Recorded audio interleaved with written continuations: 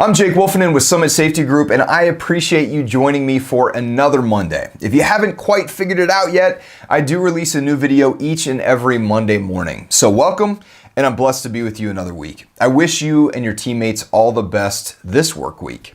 I want to start with a question. When I say the phrase signs and symptoms, what's the first thing you think about? We've all heard the stories of loved ones, friends, and acquaintances that waited too long to get in and see the doctor, too long to get a checkup, too long to believe there may be a problem deeper than just a frequent visit of symptoms. And when it's the people closest to us, what's our typical response to their lack of fervency? That's right, it's usually quickly followed by anger and frustration on our part. We even throw out terms like stupidity and prideful, hard-headed and weak, scared and selfish. And if I'm being honest, many of those terms are justifiable, and so are the emotions. When we see something that could have been caught sooner or treated more effectively with early intervention, we rightfully shake our fists in the air and give them a piece of our minds because we love them and we want the best for them. Now let me ask you this. How many of you are that person? That person that just goes about each day seeing the signs and symptoms of impending peril and yet continue to willingly ignore the warning signs. You see, in our world, we refer to these signs and symptoms very simply as near misses.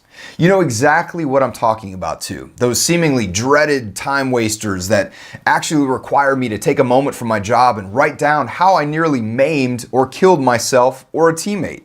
Those complicated reports that might require me to answer some very important questions as to how we, this team, this company, this entity, can take the steps towards a cure rather than leaving these hazardous agents left unchecked.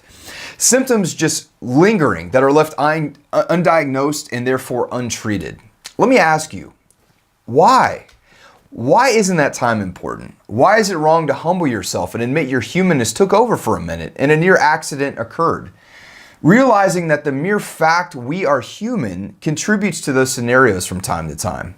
And while we're asking that question, let me ask you, why do we as the leadership expect these reporting procedures to be taken seriously, and yet we retaliate against those that are willing to admit fault? Look, we need to cut through the politics and the excuses. Near miss reporting is nothing to tiptoe around, no less so than turning a blind eye to the symptoms of cancer. So how are you going to treat near misses? Something to metastasize within your organization or something to seek and destroy?